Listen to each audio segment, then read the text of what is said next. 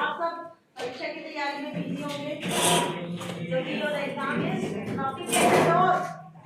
Means तुम्हारी परीक्षा बहुत पास में है और कोई अभी कई लोग टेंशन में हैं, स्ट्रेस में आ गए हैं, तो टेंशन लेने की तो जरूरत नहीं है। आपको पता है ब्लूप्रिंट के हिसाब से क्वेश्चन पेपर सेट होता है। अब ग्रामर सेक्शन के जो 10 अंक हैं वो भी श्योर रहते हैं कि 10 क्वेश्चन पूछे जाएंगे आपके ग्रामर पर। और वो क्या रहता है, डू एज डायरेक्टेड, जिसमें अपने को सेंटेंस दिए रहते हैं और विद इन स्मॉल ब्रैकेट्स अपने को इंस्ट्रक्शन दिया रहता है कि इसको किस में चेंज करो। किसी क्वेश्चन में क्वेश्चन टैग ऐड करना रहता है, तो किसी में नेगेटिव चेंज करना रहता है सेंटेंस को, तो किसी में इंट्रागेटिव में, तो किसी में अपने को कंपाउंड से कॉम्प्लेक्स करना रहता है। तो ऐसा ही एक इंपॉर्टेंट कंजक्शन का यूज है, यूज ऑफ नीदर नॉर। ये आप बहुत बार सुने होंगे, नीदर नॉर। दिखने में तो ये बहुत सिंपल लग रहा है, लेकिन जब हम नीदर नॉर कंजक्शन का यूज करके दो सेंटेंस को कंबाइन करते हैं और उसको एक सेंटेंस बनाते हैं, एक कंपाउंड सेंटेंस में चेंज करते हैं दो सिंपल सेंटेंसेस को, तो बहुत गलती हो सकती है हमसे। मैंने अच्छे लोगों को देखा है कि जब वो दो सिंपल सेंटेंस को नीदर नॉर कंजक्शन का यूज करते हुए कंपाउंड सेंटेंस में चेंज करते हैं तो दे कमिट मिस्टेक।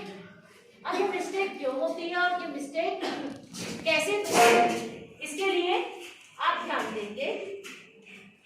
यहाँ कुछ महत्वपूर्ण मैंने कुछ वाक्य लिखे हैं जिनके थ्रू मैं आपको कुछ महत्वपूर्ण बिंदुओं से अवगत कराऊंगी कि नीदर नॉर का यूज करते हुए दो साधारण वाक्यों को कंपाउंड सेंटेंस में कैसे परिवर्तित किया जाए। पहले तो हम देखते हैं कि नीदर नॉर का मतलब क्या होता है। नीदर नॉर का मतलब होता है ना तो ये ना तो वो, या दो में से कोई नहीं। क्या होता है नीदर नॉर का मतलब? ना तो ये ना तो वो। ना मैं चाय पीऊंगी ना मैं कॉफी पीऊंगी, ये दो साधारण वाक्य हैं।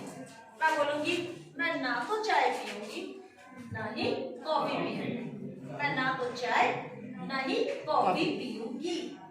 तो कुछ वर्ड्स को अपन लोग कुछ वर्ड्स का लोप भी कर देते हैं, तो मीनिंग क्लियर हो गई। अब हमें दिए रहते हैं दो sentence.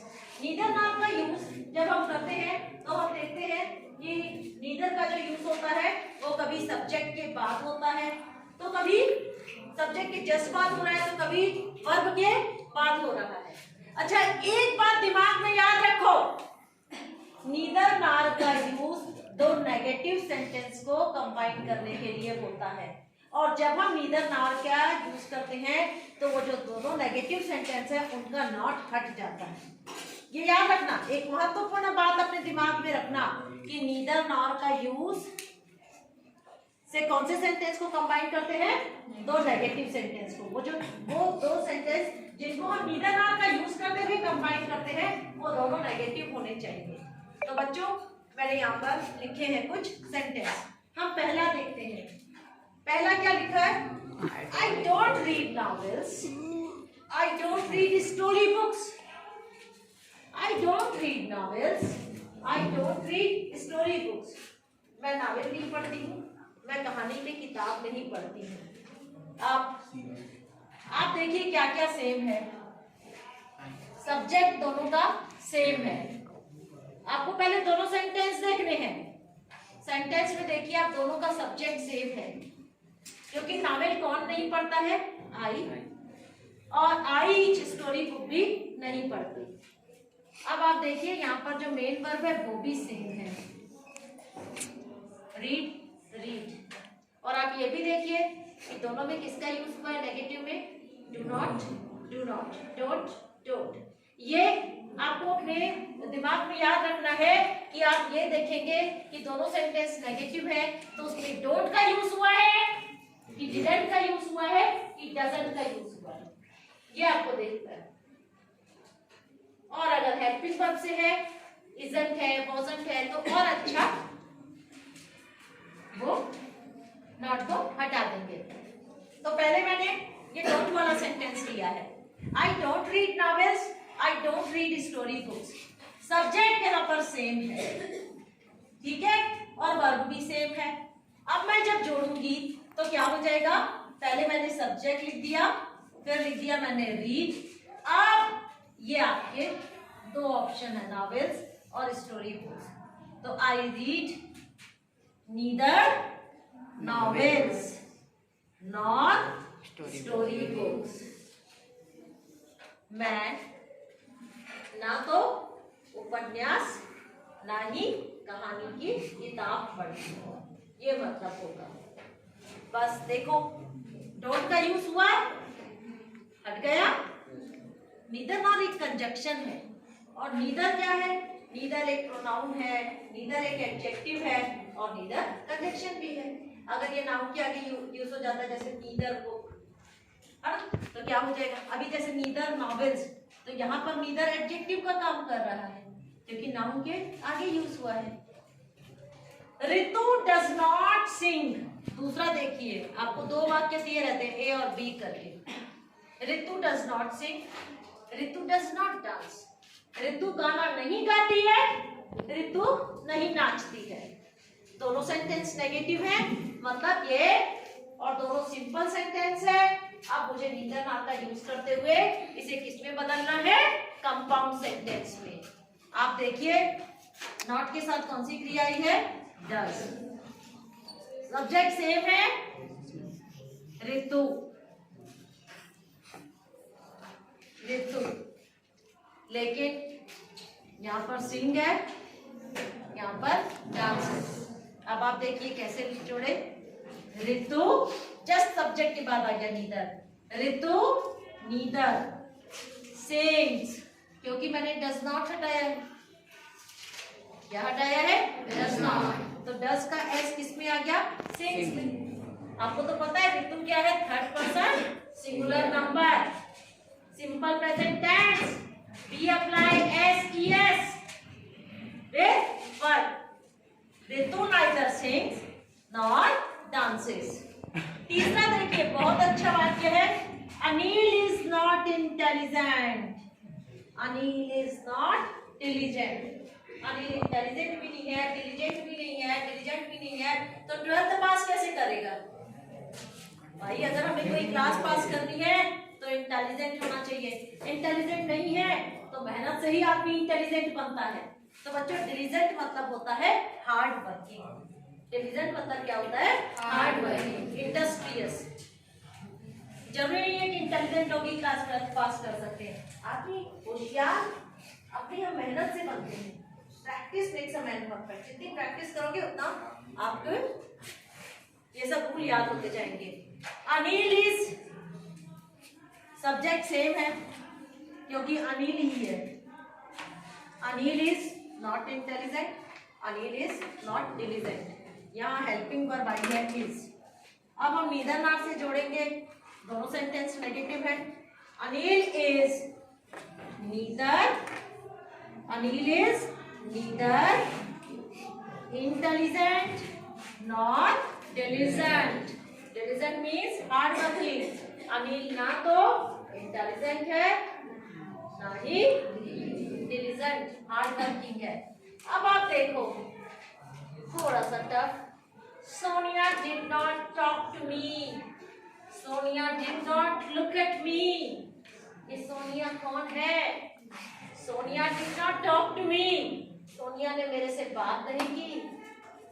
Sonia did not look at me, Sonia ने मेरी ओर देखा भी नहीं। लगता है कि सोनिया कोई बड़ी आदमी है, हाँ? मेरी तरफ ना तो देखी, ना मेरी तरफ, ना मेरे से बात की। Sonia did not talk to me, Sonia did not look at me. और यहाँ पर आप देखो, ये नोट करो, ये क्या है, डिड नॉट। बच्चों को यही डिफिकल्ट लगता है। सब्जेक्ट तो सेम है, सोनिया सोनिया, ये अलग है, talk to me, look at me. पहले वाक्य में है सोनिया ने मेरे से बात नहीं की, हो सकता है सोनिया का बर्थडे भी हो। Sonia did not look at मी, क्या जो भी हो हमें सीखना है, नीदर नॉट से स्प्लिट करना है। सोनिया नीदर, नीदर लगाया, यहाँ टॉक्ड क्यों किया? क्योंकि ये है डिड नॉट, इसीलिए वर्ब को क्या लाया मैंने, सेकेंड फॉर्म में Sonia neither talked to me not looked at me. Sonia ने ना तो मेरे से बात की ना ही मेरी ओर देखा, और मैं स्ट्रेस में हूँ कि क्यों उसने ऐसा किया, है ना। अब पांचवा देखिए, Mohan did not go to school. पांचवे में पहला वाक्य दिया हुआ है Mohan did not go to school. दूसरा दिया हुआ है Sohan did not go to school. Mohan did not go to school, Sohan did not go to school. अब इसमें क्या है, यहाँ मोहन है, यहाँ सोहन है, सब्जेक्ट अलग है, लेकिन यहाँ predicate did not go to school, did not go to school, predicate same है, प्रेडिकेट सेम है। Mohan did not go to school, Sohan did not go to school. कैसे करेंगे?